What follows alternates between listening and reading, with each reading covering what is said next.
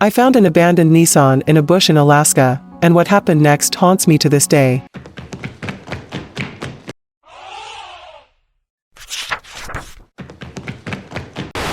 Back in my 20s, I was what you might call an adventure girl. About 10 years ago, give or take, something happened that changed that. I moved to the city, got a boring job and a boring apartment, and became decidedly averse to the outdoors. I haven't really told anyone about it in all that time, save my now wife, because, well, for one, they'd think I'm crazy, and for two, I don't want to think about it. I'm finally putting it here, though, because you all deserve to hear it. After all, you probably saved my life. At the time, I had just graduated college and moved from Texas to Alaska, out of a desire for, you guessed it, adventure. I had a job doing stuff I liked. It paid well and gave me enough vacation days to get out and do something really adventurous every once in a while. One thing I'd had on my bucket list since moving north was driving the Dalton Highway. For the unfamiliar, that's a, generously, highway that goes from Fairbanks to Prudhoe Bay on the Arctic Ocean. It's a 500-mile, 11-hour drive in the summer, but thanks to work realities I wasn't able to get out there until early autumn. By early autumn, the snow had started, but the plows were still able to keep the highway pretty clear, and I was driving a '95 Toyota Land Cruiser, kitted out for expeditions. I fucking love that thing. Besides that, I was an adventure girl. I was prepared. I had camping gear, emergency gear, a satellite phone, plenty of food and water, enough jerry cans for the trip there and back, and Sam Colt's greatest invention in the center console, just in case. For the unfamiliar, that's the 1911, I fucking love that gun. I was planning to make the trip in 2 days, sleeping in the back of the Land Cruiser halfway. I had enough blankets to keep warm, and I had a nice comfy space back there that I could fit in. I'd have to drive slower because of the snow. I wanted to enjoy the scenery, and the sun was setting pretty early by that time of year. I had a good start that day and the driving was fine. By the time shit went down it had been dark for about an hour and I was getting into the foothills of the Brooks Range. That's good scenery and also terrain I didn't want to be going through in the dark, so I was just about ready to pull over for the night when I saw caution flashers up ahead. For the unfamiliar, a hard rule for any Alaskan is that you always pull over when you see someone in distress on the side of a remote road like that, especially after the snow starts. If they aren't prepared for an emergency, there is a very good chance that you could save their life. So, that's exactly what I did. I pulled over next to a Nissan SUV, not as nicely kitted out as mine, but not bad, either. I figured they were doing the same thing I was. Small world. By the jack under one axle and the wheel sitting next to the car, they'd blown a tire. What I didn't see, though, were the people. I got out of my Land Cruiser, crunching down into the snow and looked around. There aren't a ton of trees that far north, but there are quite a few patches of evergreens that, while not quite forests, can be pretty dark and thick on a snowy night. Hey! I called, my voice going dead a few yards away as sound does in snowy woods. Y'all need help? No answer. Dead silence, save the faint clicking over the flasher from inside their Nissan. I shouted again. Anybody there? I've got tools. No answer. Dead silence.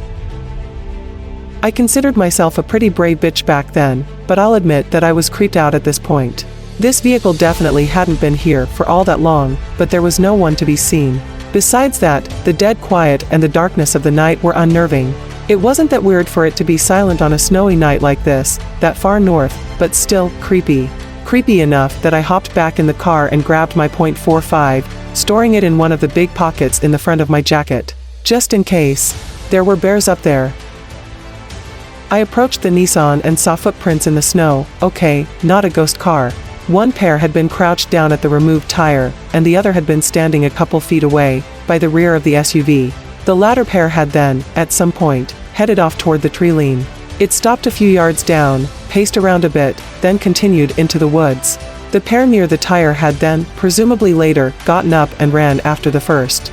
I was no tracker, but it's not hard to tell when someone was running in snow. Now I was really creeped out. I was tempted to hop back in the car and keep driving for a good long while, but like I said, this could easily have been life or death up there. Besides, I had my .45. It could handle a grizzly. Probably. That was the worst I'd find up here. Probably. So, off I went, following those two sets of footprints into the woods. It was fucking dark, but don't worry y'all, I had a really nice flashlight. Surefire, baby. Adventure girl, remember? The dead quiet seemed to get even deader and quieter as soon as I passed the tree line, as sound does in snowy woods. Probably.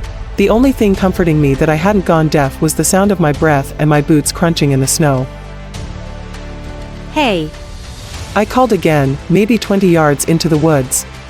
is everyone okay? This time, I got a response. It was a woman's voice, and it sounded afraid. Over here. It called. Help. I got a spring in my step at that, jogging toward the sound of the voice, shining my light through the trees to try and catch a glimpse. Over here. It called again, much closer. Help. Remember when I said y'all probably saved my life? This is when that happened. I stopped. The hair on the back of my neck had stood on end and a chill had run down my spine. Something was off about that voice. I couldn't put my finger on it, but it was just slightly wrong. I pointed my light toward where I had heard it. Are you hurt? I said, voice raised, but not quite shouting anymore. Help.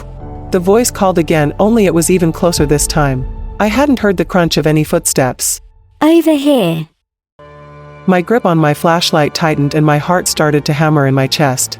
This was not right. I'd read a lot of no sleep back then, and had watched and listened to my fair share of spooky stories. At the time, I didn't think any of this stuff was real, but what was happening to me felt way too familiar, and it was setting off alarm bells.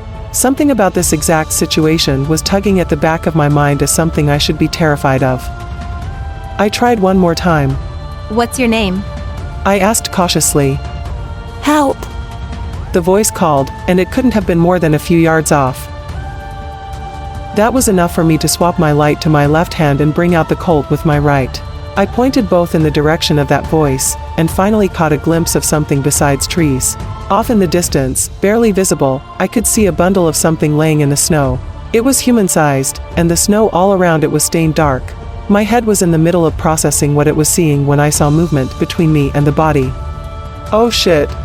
That was a body. I pointed my flashlight and gun at the source of the movement. It was humanoid, with 2 arms and 2 legs, but it was all wrong. The limbs were too long and it was too tall.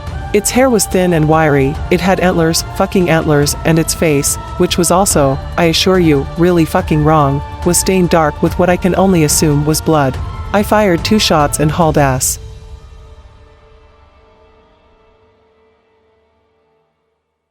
I don't know if the bullets slowed it down. I don't even know if I hit it. I ran faster than I'd ever run before, and by the cracking branches and crunching snow behind me, it was giving chase. My heart felt like it was going to explode out of my chest and my lungs burned from sucking in the frosty air. Once or twice I saw death flash before me as I nearly lost my footing in the snow, but I managed to stay upright. As I ran, I heard more snapping, more crunching, not just behind me now, but all around. There were more. I got really fucking lucky that night. I was lucky to have spotted the body, lucky to have run just fast enough and not fallen on my face, lucky none of the whatever they were, I have a guess, but I'd rather not hazard it, were just a bit closer or faster.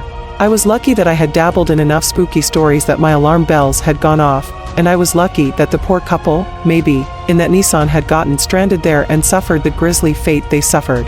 After all, I was planning to stop just as I saw those caution flashers. I'd have been right there, in those same woods, asleep. I don't want to think about what would have happened to me if that had been the case. I made it to my car, which I was again lucky to have left running, thinking I wouldn't go far. I leapt in, slammed and locked the door, and threw it in reverse as I saw dark, lanky shapes coming out of the trees. As I got moving, the headlights revealed what had been chasing me. I can't say exactly how many, it was at least half a dozen. All of them were similarly stretched, pale to the point of being almost white, with various forms of antlers and primitive-looking clothing.